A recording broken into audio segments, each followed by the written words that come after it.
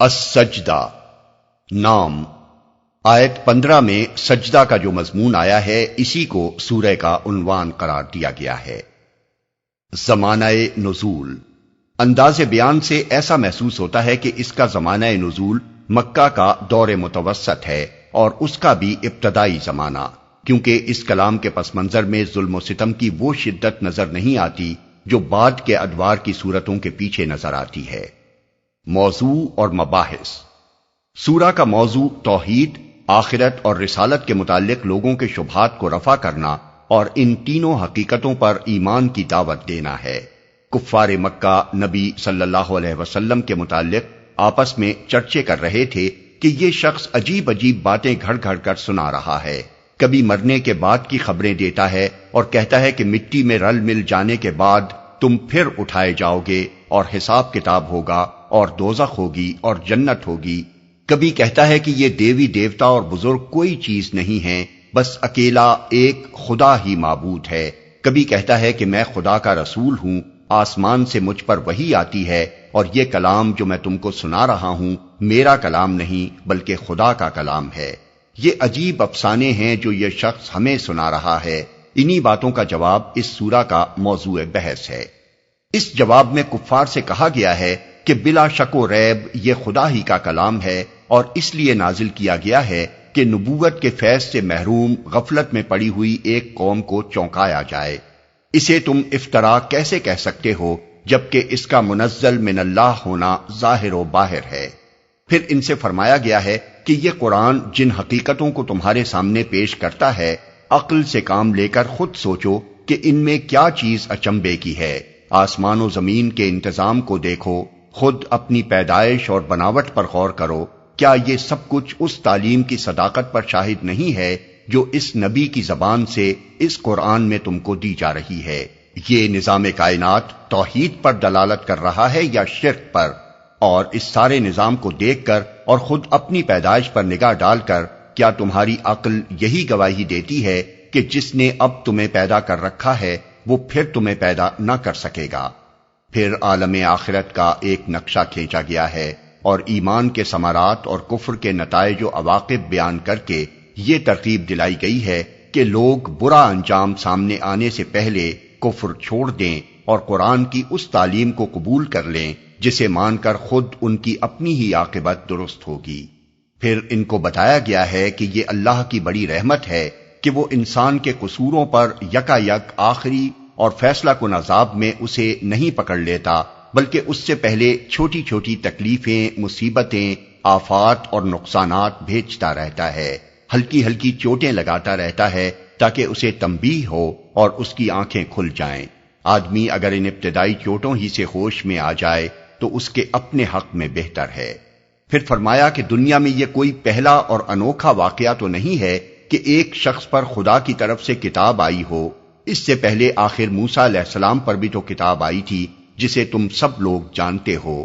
یہ آخر کون سی ایسی بات ہے کہ اس پر تم لوگ یوں کان کھڑے کر رہے ہو؟ یقین مانو کہ یہ کتاب خدا ہی کی طرف سے آئی ہے اور خوب سمجھ لو کہ اب پھر وہی کچھ ہوگا جو موسیٰ کے عہد میں ہو چکا ہے۔ امامت و پیشوائی اب انہی کو نصیب ہوگی جو اس کتاب الہی کو مان لیں گے۔ اسے رد کر دینے والوں کے لیے ناکامی مقدر ہو چکی ہے۔ پھر کفار مکہ سے کہا گیا ہے کہ اپنے تجارتی سفروں کے دوران میں تم جن پچھلی تباہ شدہ قوموں کی بستیوں پر سے گزرتے ہو ان کا انجام دیکھ لو، کیا یہی انجام تم اپنے لیے پسند کرتے ہو؟ ظاہر سے دھوکہ نہ کھاؤ۔ آج تم دیکھ رہے ہو کہ محمد صلی اللہ علیہ وسلم کی بعد چند لڑکوں اور چند غلاموں اور غریب لوگوں کے سوا کوئی نہیں سن رہا ہے اور ہر طرف سے ان پر تان اور ملامت اور پھپتیوں کی بارش ہو رہی ہے۔ اس سے تم یہ سمجھ بیٹھے ہو کہ یہ چلنے والی بات نہیں ہے، 4 دن چلے گی اور پھر ختم ہو جائے گی، لیکن یہ محض تمہاری نظر کا دھوکہ ہے۔ کیا یہ تمہارا رات دن کا مشاہدہ نہیں ہے کہ آج ایک زمین بالکل بے آب و گیاہ پڑی ہے جسے دیکھ کر گمان تک نہیں ہوتا کہ اس کے پیٹ میں رویدگی کے خزانے چھپے ہوئے ہیں، مگر کل ایک ہی بارش میں وہ اس طرح پھبک اٹھتی ہے کہ اس کے چپے چپے سے نمو کی طاقتیں پھوٹنی شروع ہو جاتی ہیں۔ خاتمہ کلام پر نبی صلی اللہ علیہ وسلم کو خطاب کر کے فرمایا گیا ہے کہ یہ لوگ تمہاری باتیں سن کر مذاق اڑاتے ہیں اور پوچھتے ہیں کہ حضرت یہ فیصلہ کن فتح آپ کو کب نصیب ہونے والی ہے؟ ذرا تاریخ تو ارشاد ہو۔ ان سے کہو جب ہمارے اور تمہارے فیصلے کا وقت آ جائے گا اس وقت ماننا تمہارے لیے کچھ بھی مفید نہ ہوگا، ماننا ہے تو اب مان لو، اور آخری فیصلے ہی کا انتظار کرنا ہے تو بیٹھے انتظار کرتے رہو۔ بسم اللہ الرحمن الرحیم۔ شروع اللہ کے نام سے جو رحمان و رحیم ہے۔ الف لام میم۔ تنزیل الکتاب لا ریب فیہ من رب العالمین۔ الف لام میم، اس کتاب کی تنزیل بلا شبہ رب العالمین کی طرف سے ہے۔ قرآن مجید کی متعدد صورتیں اس طرح کے کسی نہ کسی تعارفی فقرے سے شروع ہوتی ہیں جس سے مقصود آغاز کلام ہی میں یہ بتانا ہوتا ہے کہ یہ کلام کہاں سے آ رہا ہے۔ یہ بظاہر اسی طرز کا ایک تمہیدی فقرہ ہے جیسے ریڈیو پر اعلان کرنے والا پروگرام کے آغاز میں کہتا ہے کہ ہم فلاں اسٹیشن سے بول رہے ہیں، لیکن ریڈیو کے اس معمولی سے اعلان کے برعکس قرآن مجید کی کسی صورت کا آغاز جب اس غیر معمولی اعلان سے ہوتا ہے کہ یہ پیغام فرمانروائے کائنات کی طرف سے آ رہا ہے، تو یہ محض مصدر کلام کا بیان ہی نہیں ہوتا بلکہ اس کے ساتھ اس میں ایک بہت بڑا دعویٰ، ایک عظیم چیلنج اور ایک سخت انذار بھی شامل ہوتا ہے، اس لیے کہ وہ چھوٹتے ہی اتنی بڑی خبر دیتا ہے کہ یہ انسانی کلام نہیں ہے، خداوند عالم کا کلام ہے۔ یہ اعلان فوراً ہی یہ بھاری سوال آدمی کے سامنے لا کھڑا کرتا ہے کہ اس دعوے کو تسلیم کروں یا نہ کروں۔ تسلیم کرتا ہوں تو ہمیشہ ہمیشہ کے لیے اس کے آگے سر اطاعت جھکا دینا ہوگا، پھر میرے لیے اس کے مقابلے میں کوئی آزادی باقی نہیں رہ سکتی۔ تسلیم نہیں کرتا تو لامحالہ یہ خطرہ عظیم مول لیتا ہوں کہ اگر واقعی یہ خداوند عالم کا کلام ہے تو اسے رد کرنے کا نتیجہ مجھ کو ابدی شقاوت و بدبختی کی صورت میں دیکھنا پڑے گا۔ اس بنا پر یہ تمہیدی فقرہ مجرد اپنی اس غیر معمولی نوعیت کی بنا پر آدمی کو مجبور کر دیتا ہے کہ چوکنا ہو کر انتہائی سنجیدگی کے ساتھ اس کلام کو سنے اور یہ فیصلہ کرے کہ اس کو کلام الہی ہونے کی حیثیت سے تسلیم کرنا ہے یا نہیں۔ یہاں صرف اتنی بات کہنے پر اکتفا نہیں کیا گیا ہے کہ یہ کتاب رب العالمین کی طرف سے نازل ہوئی ہے، بلکہ مزید برآں پورے زور کے ساتھ یہ بھی فرمایا گیا ہے کہ لا ریب فیہ، یعنی بے شک یہ خدا کی کتاب ہے، اس کے منزل من اللہ ہونے میں قطعاً کسی شک کی گنجائش نہیں ہے۔ اس تاکیدی فقرے کو اگر نزول قرآن کے واقعاتی پس منظر اور خود قرآن کے اپنے سیاق میں دیکھا جائے تو محسوس ہوتا ہے کہ اس کے اندر دعوے کے ساتھ دلیل بھی مضمر ہے، اور یہ دلیل مکہ معظمہ کے ان باشندوں سے پوشیدہ نہ تھی جن کے سامنے یہ دعویٰ کیا جا رہا تھا۔ اس کتاب کے پیش کرنے والی کی پوری زندگی ان کے سامنے تھی، کتاب پیش کرنے سے پہلے کی بھی اور اس کے بعد کی بھی۔ وہ جانتے تھے کہ جو شخص اس دعوے کے ساتھ یہ کتاب پیش کر رہا ہے وہ ہماری قوم کا سب سے زیادہ راست باز، سنجیدہ اور پاک سیرت انسان ہے۔ وہ یہ بھی جانتے تھے کہ دعویٰ نبوت سے ایک دن پہلے تک بھی کسی نے اس سے وہ باتیں کبھی نہ سنی تھیں جو دعویٰ نبوت کے بعد ایک اس نے بیان کرنی شروع کر دیں۔ وہ اس کتاب کی زبان اور طرز بیان میں اور خود محمد صلی اللہ علیہ وسلم کی زبان اور طرز بیان میں نمایاں فرق پاتے تھے، اور اس بات کو بداہتاً جانتے تھے کہ ایک ہی شخص کے دو اسٹائل اتنے سری فرق کے ساتھ نہیں ہو سکتے۔ وہ اس کتاب کے انتہائی معجزانہ ادب کو بھی دیکھ رہے تھے اور اہل زبان کی حیثیت سے خود جانتے تھے کہ ان کے سارے ادیب اور شاعر اس کی نظیر پیش کرنے سے عاجز ہیں۔ وہ اس سے بھی ناواقف نہ تھے کہ ان کی قوم کے شاعروں، کاہنوں اور خطیبوں کے کلام میں اور اس کلام میں کتنا عظیم فرق ہے، اور جو پاکیزہ مضامین اس کلام میں بیان کیے جا رہے ہیں وہ کتنے بلند پایہ ہیں۔ انہیں اس کتاب میں اور اس کے پیش کرنے والے کی دعوت میں کہیں دور دور بھی اس خود غرضی کا ادنا شائبہ تک نظر نہیں آتا تھا جس سے کسی جھوٹے مدعی کا کام اور کلام کبھی خالی نہیں ہو سکتا۔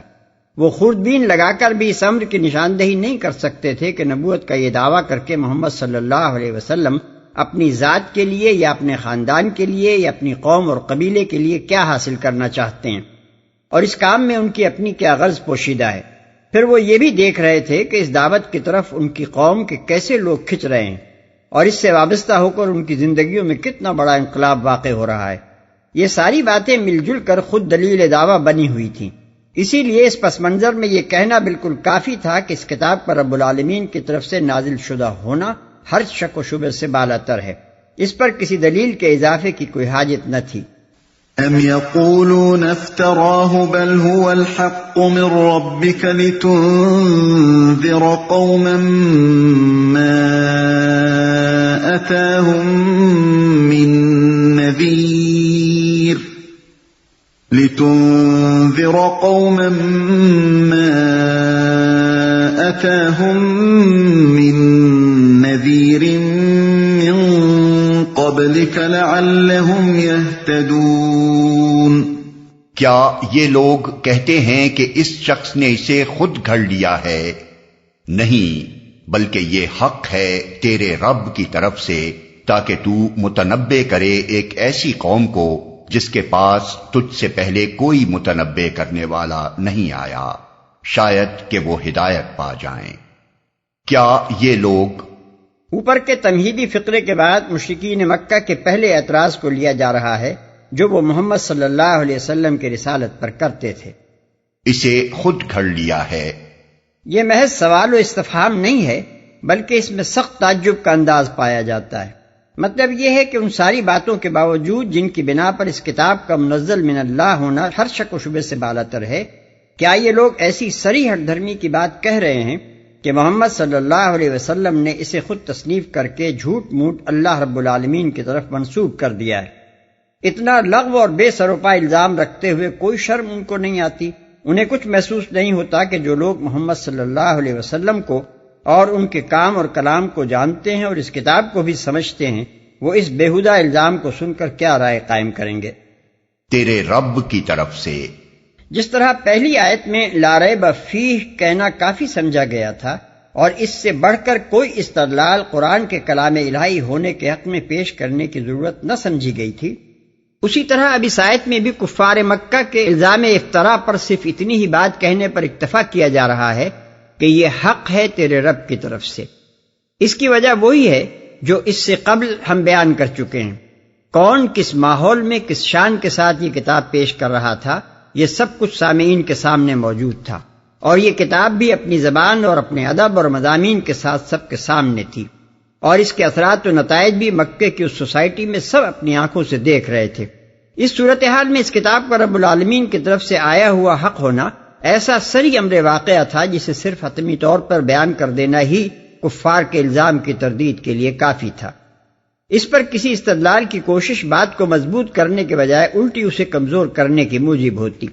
یہ بالکل ایسا ہی ہے جیسے دن کے وقت سورج چمک رہا ہو اور کوئی ڈھیٹ آدمی کہے کہ یہ اندھیری رات ہے، اس کے جواب میں صرف یہی کہنا کافی ہے کہ تم اسے رات کہتے ہو، یہ روز روشن تو سامنے موجود ہے۔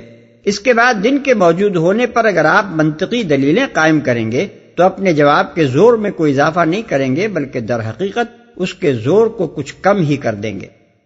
ہدایت پا جائیں، یعنی جس طرح اس کا حق ہونا اور من جانب اللہ ہونا قطعی و یقینی امر ہے، اسی طرح اس کا مبنی بر حکمت ہونا اور خود تم لوگوں کے لیے خدا کی ایک رحمت ہونا بھی ظاہر ہے۔ تم خود جانتے ہو کہ 100 برس سے تمہارے اندر کوئی پیغمبر نہیں آیا، تم خود جانتے ہو کہ تمہاری ساری قوم جہالت اور اخلاقی پستی اور سخت پسماندگی میں مبتلا ہے۔ اس حالت میں اگر تمہیں بیدار کرنے اور راہ راست دکھانے کے لیے ایک پیغمبر تمہارے درمیان بھیجا گیا ہے تو اس پر حیران کیوں ہوتے ہو؟ یہ تو ایک بڑی ضرورت ہے جسے اللہ تعالیٰ نے پورا کیا ہے اور تمہاری اپنی بھلائی کے لیے کیا ہے۔ واضح رہے کہ عرب میں دین حق کی روشنی سب سے پہلے حضرت ہود علیہ السلام اور حضرت صالح علیہ السلام کے ذریعے سے پہنچی تھی، جو زمانہ قبل تاریخ میں گزرے ہیں۔ پھر حضرت ابراہیم و اسماعیل علیہ السلام آئے جن کا زمانہ حضور صلی اللہ علیہ وسلم سے 2500 برس قبل گزرا ہے۔ اس کے بعد آخری پیغمبر جو عرب کی سرزمین میں نبی صلی اللہ علیہ وسلم سے پہلے بھیجے گئے وہ حضرت شعیب علیہ السلام تھے، اور ان کی آمد پر بھی تقریباً 2000 برس گزر چکے تھے۔ یہ اتنی طویل مدت ہے کہ اس کے لحاظ سے یہ کہنا بالکل وجہ تھا کہ اس قوم کے اندر کوئی متنبع کرنے والا نہیں آیا۔ اس ارشاد کا یہ مطلب نہیں ہے کہ اس قوم میں کبھی کوئی متنبع کرنے والا نہ آیا تھا، بلکہ اس کا مطلب یہ ہے کہ ایک مدت دراز سے یہ قوم ایک متنبع کرنے والے کی محتاج چلی آ رہی ہے۔ یہاں ایک اور سوال سامنے آ جاتا ہے جس کو صاف کر دینا ضروری ہے۔ اس آیت کو پڑھتے ہوئے آدمی کے ذہن میں یہ کھٹک پیدا ہوتی ہے کہ جب نبی صلی اللہ علیہ وسلم سے پہلے 100 برس تک عربوں میں کوئی نبی نہیں آیا تو اس جاہلیت کے دور میں گزرے ہوئے لوگوں سے آخر باز پرس کس بنیاد پر ہوگی؟ انہیں معلوم ہی کب تھا کہ ہدایت کیا ہے اور ضلالت کیا؟ پھر اگر وہ گمراہ تھے تو اپنی اس گمراہی کے ذمہ دار وہ کیسے قرار دیے جا سکتے ہیں؟ اس کا جواب یہ ہے کہ دین کا تفصیلی علم چاہے اس جاہلیت کے زمانے میں لوگوں کے پاس نہ رہا ہو، مگر یہ بات اس زمانے میں بھی لوگوں سے پوشیدہ نہ تھی کہ اصل دین توحید ہے اور انبیاء علیہ السلام نے کبھی بت پرستی نہیں سکھائی ہے۔ یہ حقیقت ان روایات میں بھی محفوظ تھی جو عرب کے لوگوں کو اپنی سرزمین کے انبیاء سے پہنچی تھیں، اور اسے قریب کی سرزمین میں آئے ہوئے انبیاء حضرت موسیٰ، حضرت داؤد، حضرت سلیمان اور حضرت عیسیٰ علیہ السلام کی تعلیمات کے واسطے سے بھی وہ جانتے تھے۔ عرب کی روایات میں یہ بات بھی مشہور و معروف تھی کہ قدیم زمانے میں اہل عرب کا اصل دین دین ابراہیمی تھا، اور بت پرستی ان کے ہاں عمر بن لحی نامی ایک شخص نے شروع کی تھی۔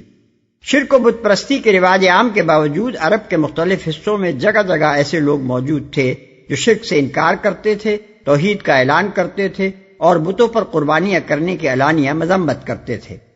خود نبی صلی اللہ علیہ وسلم کے عہد سے بالکل قریب زمانے میں قس بن ساعدۃ الایادی، امیہ بن ابی سلط، سوید بن عمر المستلقی، وکی بن سلمہ بن زہیر الایادی، عمر بن جندب الجہنی، ابو قیس، سرمہ بن ابی انس، زید بن عمر بن نفیل، ورقہ بن نوفل، عثمان بن الحویرث، عبید اللہ بن جہش، عامر بن الضرب العدوانی، اللہ بن شہاب التمیمی، المتلمس بن امیہ الکنانی، زہیر بن ابی سلمہ، خالد بن سنان بن غیث العبسی، عبداللہ القزائی، اور ایسے ہی بہت سے لوگوں کے حالات ہمیں تاریخوں میں ملتے ہیں جنہیں حنفاء کے نام سے یاد کیا جاتا ہے۔ یہ سب لوگ علی الاعلان توحید کو اصل دین کہتے تھے اور مشرکین کے مذہب سے اپنی بے تعلقی کا صاف صاف اظہار کرتے تھے۔ ظاہر ہے کہ ان لوگوں کے ذہن میں یہ تخیل انبیاء علیہ السلام کی سابقہ تعلیمات کے باقی ماندہ اثرات ہی سے آیا تھا۔ اس کے علاوہ یمن میں 4-5ویں صدی عیسوی کے جو کتبات آثار قدیمہ کے جدید تحقیقات کے سلسلے میں برآمد ہوئے ہیں، ان سے معلوم ہوتا ہے کہ اس دور میں وہاں ایک توحیدی مذہب موجود تھا جس کے پیرو الرحمن اور رب السماء والارض ہی کو الہ واحد تسلیم کرتے تھے۔ 378 عیسوی کا ایک کتبہ ایک عبادت گاہ کے کھنڈر سے ملا ہے جس میں لکھا گیا ہے کہ یہ معبد الہ ذو سموی یعنی اللہ السماء یا رب السماء کی عبادت کے لیے بنایا گیا ہے۔ 465 عیسوی کے کتبے میں جو الفاظ لکھے ہیں وہ عقیدہ توحید پر صریح دلالت کرتے ہیں۔ اسی دور کا ایک اور کتبہ قبر پر ملا ہے جس میں بخیل الرحمن یعنی استعین بحول الرحمن کے الفاظ لکھے ہوئے ہیں۔ اسی طرح شمال عرب میں دریائے فرات اور قنفذرین کے درمیان ضبط کے مقام پر 512 عیسوی کا ایک کتبہ ملا ہے جس میں بسم اللہ الہ لا اذن الا لہ لا شکرن الا لہ کے الفاظ پائے جاتے ہیں۔ یہ ساری باتیں بتاتی ہیں کہ حضور نبی کریم صلی اللہ علیہ وسلم کی بعثت سے پہلے انبیاء سابقین کی تعلیمات کے آثار عرب سے بالکل مٹ نہیں گئے تھے، اور کم از کم اتنی بات یاد دلانے کے لیے بہت سے ذرائع موجود تھے کہ تمہارا خدا ایک ہی خدا ہے۔ اللہ الذي خلق السماوات والأرض وما بينهما في 6 أيام ثم استوى على العرش ما لكم من دونه من ولي ولا شفيع افلا تتذکرون۔ وہ اللہ ہی ہے جس نے آسمانوں اور زمین کو اور ان ساری چیزوں کو جو ان کے درمیان ہیں 6 دنوں میں پیدا کیا، اور اس کے بعد عرش پر جلوہ فرما ہوا۔ اس کے سوا نہ تمہارا کوئی حامی و مددگار ہے اور نہ کوئی اس کے آگے سفارش کرنے والا، پھر کیا تم ہوش میں نہ آؤ گے؟ وہ اللہ ہی ہے۔ اب مشرکین کے دوسرے اعتراض کو لیا جاتا ہے جو وہ نبی صلی اللہ علیہ وسلم کی دعوت توحید پر کرتے تھے۔ ان کو اس بات پر سخت اعتراض تھا کہ نبی صلی اللہ علیہ وسلم ان کے دیوتاؤں اور بزرگوں کی معبودیت سے انکار کرتے ہیں اور ہانکے پکارے یہ دعوت دیتے ہیں کہ ایک اللہ کے سوا کوئی معبود، کوئی کارساز، کوئی حاجت روا، کوئی دعائیں سننے والا اور بگڑی بنانے والا اور کوئی حاکم ذی اختیار نہیں ہے۔ پھر کیا تم ہوش میں نہ آؤ گے؟ یعنی تمہارا اصل خدا تو خالق زمین و آسمان ہے، تم کس خیال خام میں مبتلا ہو کہ کائنات کی اس عظیم الشان سلطنت میں اس کے سوا دوسروں کو کارساز سمجھ بیٹھے ہو۔ اس پوری کائنات کا اور اس کی ہر چیز کا پیدا کرنے والا اللہ تعالیٰ ہے، اس کی ذات کے سوا ہر دوسری چیز جو یہاں پائی جاتی ہے مخلوق ہے، اور اللہ اس دنیا کو بنا دینے کے بعد کہیں جا کر سو بھی نہیں گیا ہے، بلکہ اپنی اس سلطنت کا تقدشین اور حاکم و فرمانروا بھی وہ آپ ہی ہے۔ پھر تمہاری عقل آخر کہاں چرنے چلی گئی ہے کہ تم مخلوقات میں سے چند ہستیوں کو اپنی قسمتوں کا مالک قرار دے رہے ہو؟ اگر اللہ تمہاری مدد نہ کرے تو ان میں سے کس کی یہ طاقت ہے کہ تمہاری مدد کر سکے؟ اگر اللہ تمہیں پکڑے تو ان میں سے کس کا یہ زور ہے کہ تمہیں چھڑا سکے؟ اگر اللہ سفارش نہ سنے تو ان میں سے کون یہ بلبوتا رکھتا ہے کہ اس سے اپنی سفارش منوا لے؟ يدبر الأمر من السماء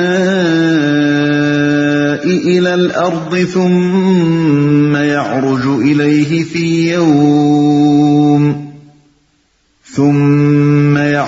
إليه في يوم كان مقداره 1000 سنة مما تعدون۔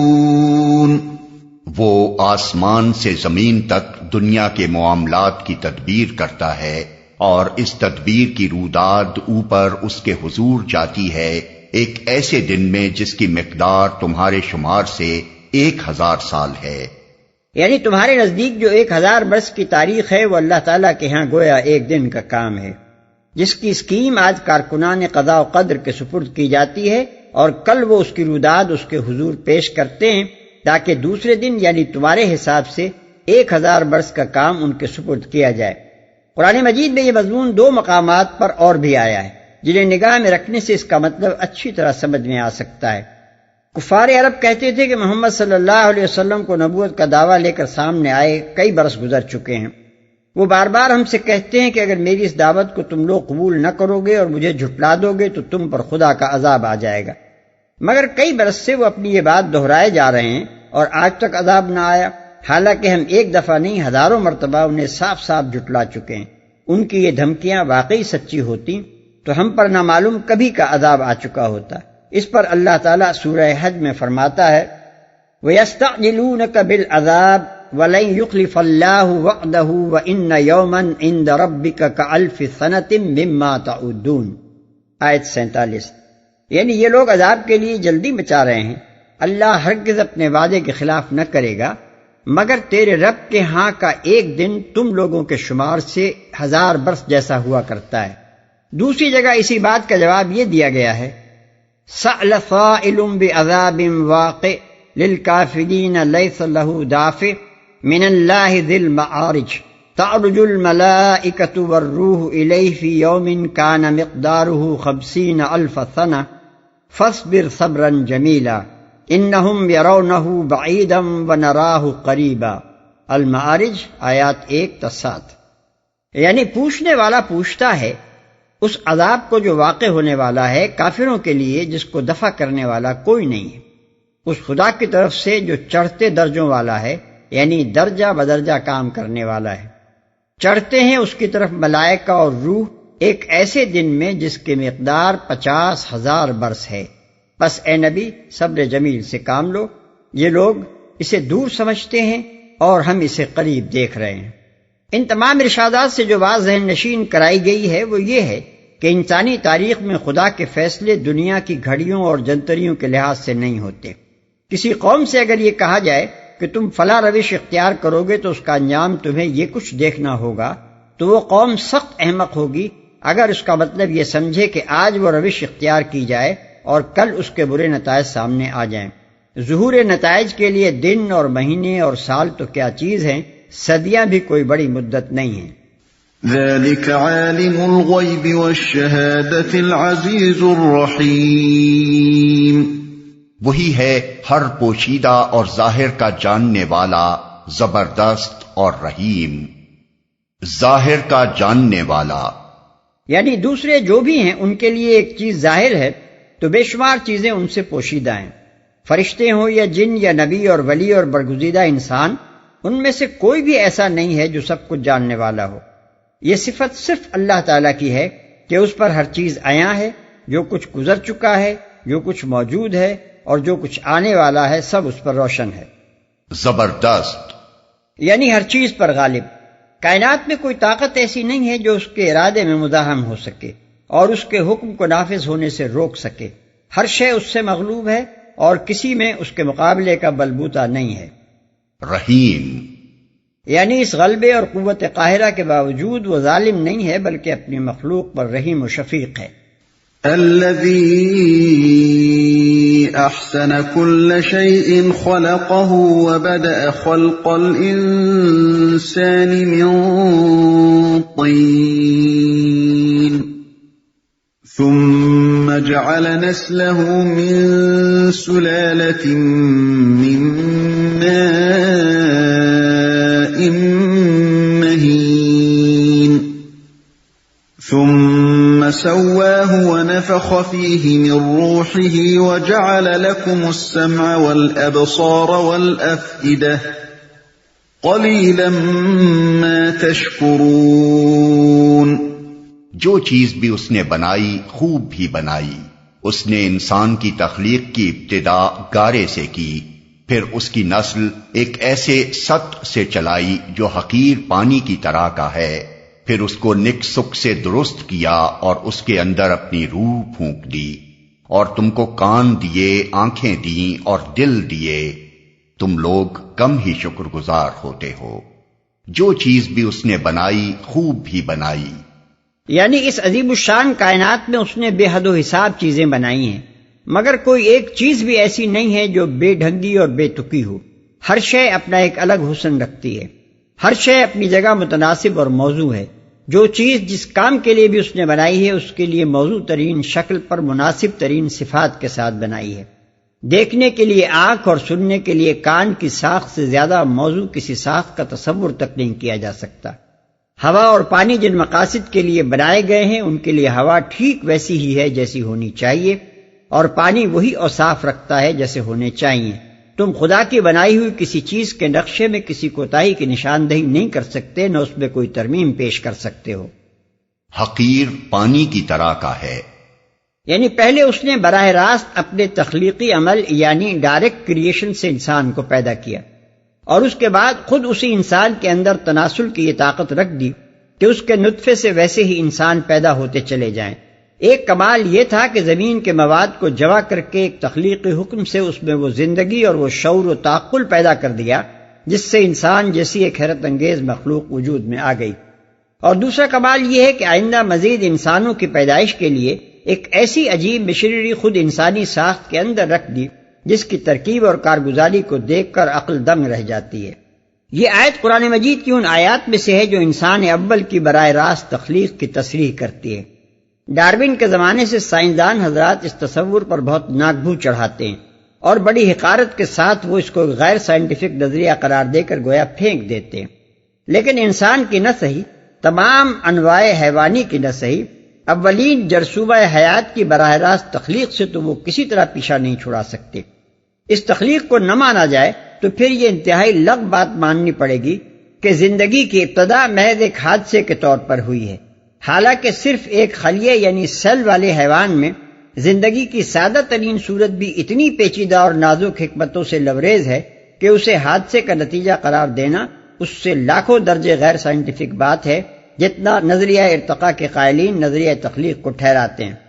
اور اگر ایک دفعہ آدمی یہ مان لے کہ حیات کا پہلا جرثومہ براہ راست تخلیق سے وجود میں آیا تھا تو پھر آخر یہی ماننے میں کیا قباحت ہے کہ ہر نوع حیوانی کا پہلا فرد خالق کے تخلیقی عمل سے پیدا ہوا ہے اور پھر اس کی نسل تناسل یعنی پروکریشن کی مختلف صورتوں سے چلی ہے۔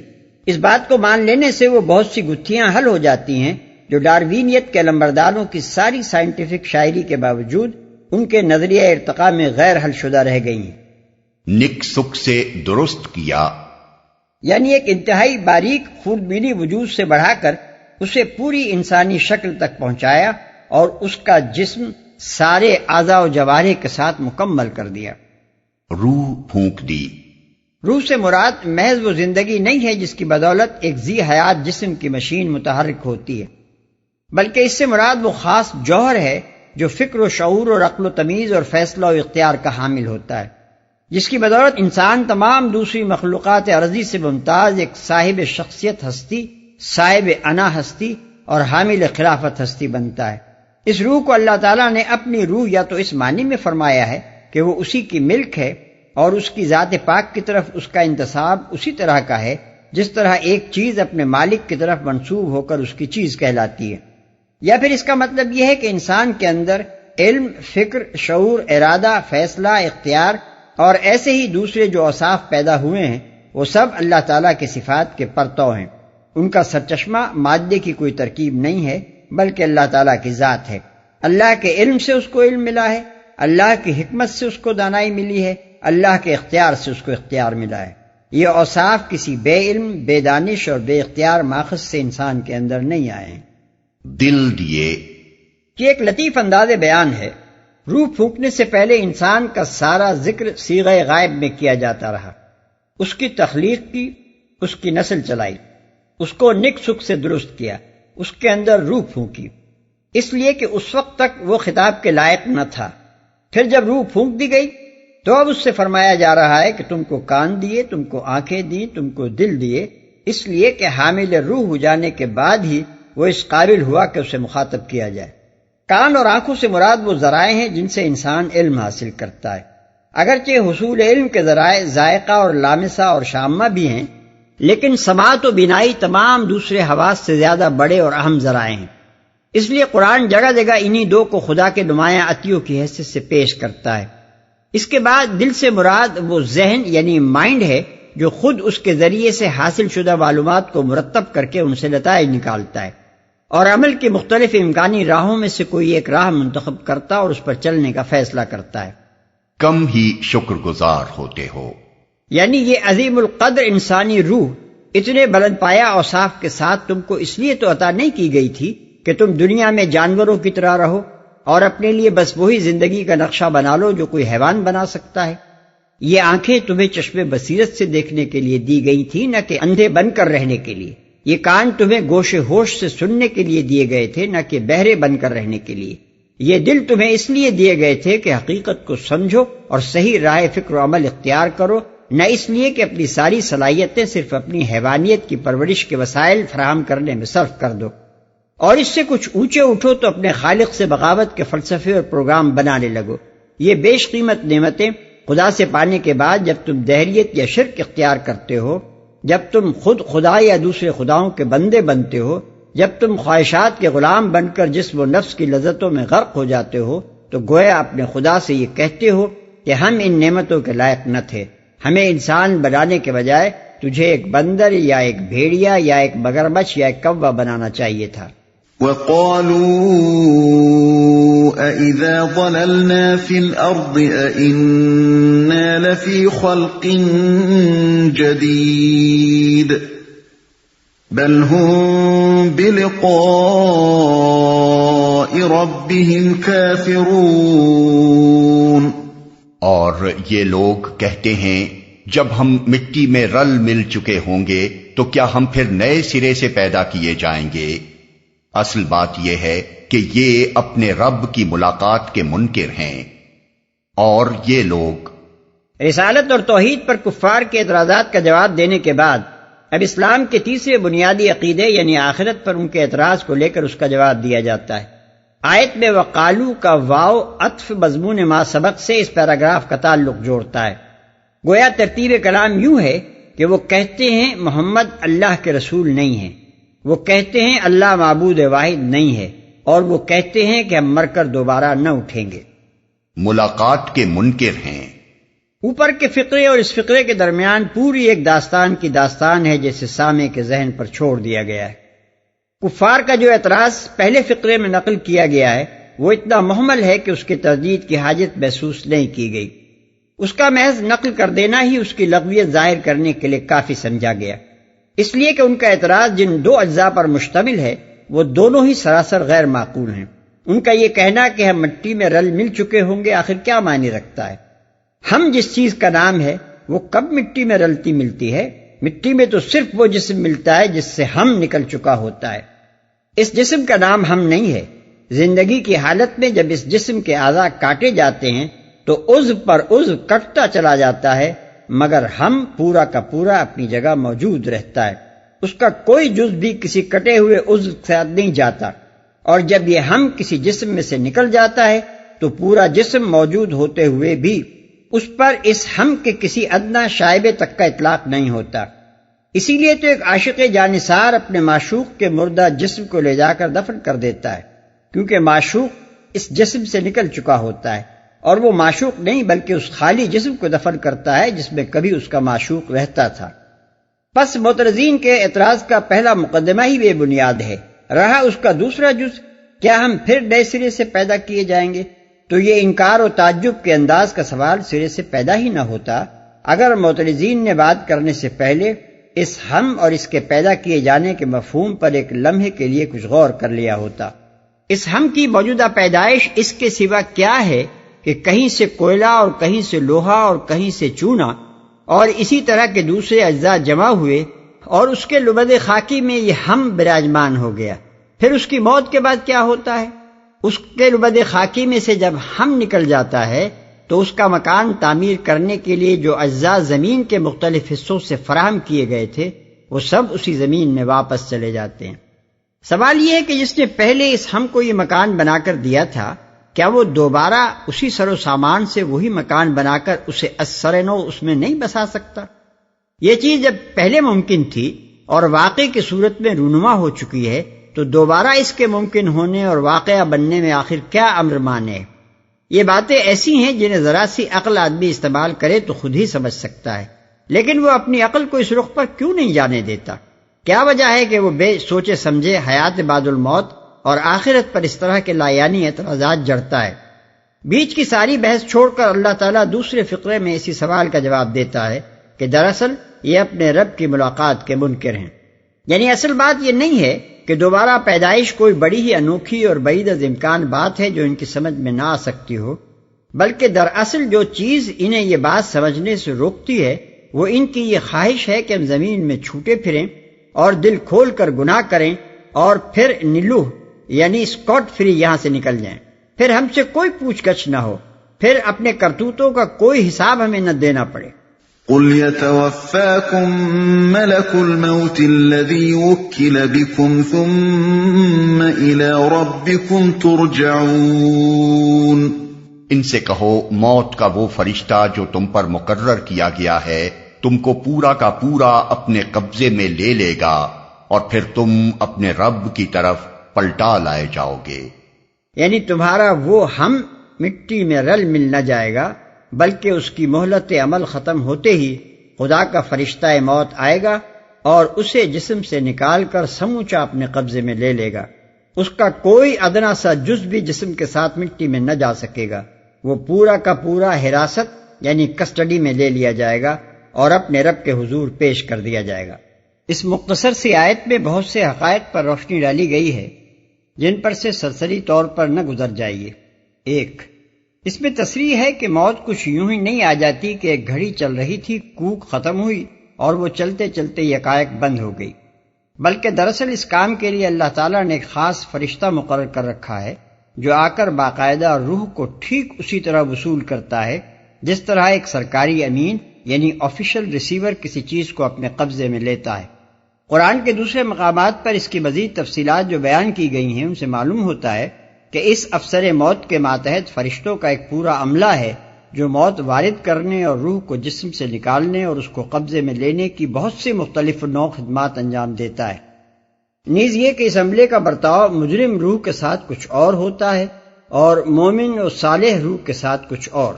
ان تفصیلات کے لیے ملاحظہ ہو سورہ نساء آیت 97، الانعام آیت 93، النحل آیت 28، الواقعہ آیات 83 اور 94۔ 2، اس سے یہ بھی معلوم ہوتا ہے کہ موت سے انسان معدوم نہیں ہو جاتا بلکہ اس کی روح جسم سے نکل کر باقی رہتی ہے۔ قرآن کے الفاظ موت کا فرشتہ تم کو پورا کا پورا اپنے قبضے میں لے لے گا اسی حقیقت پر دلالت کرتے ہیں کیونکہ کوئی معدوم چیز قبضے میں نہیں لی جاتی۔ قبضے میں لینے کا تو مطلب ہی یہ ہے کہ مقبوضہ چیز قابض کے پاس رہے۔ 3، اس سے یہ بھی معلوم ہوتا ہے کہ موت کے وقت جو چیز قبضے میں لی جاتی ہے وہ آدمی کی حیوانی زندگی یعنی بایولوجیکل لائف نہیں، بلکہ اس کی وہ خودی، اس کی وہ انا یعنی ایگو ہے جو میں اور ہم اور تم کے الفاظ سے تعبیر کی جاتی ہے۔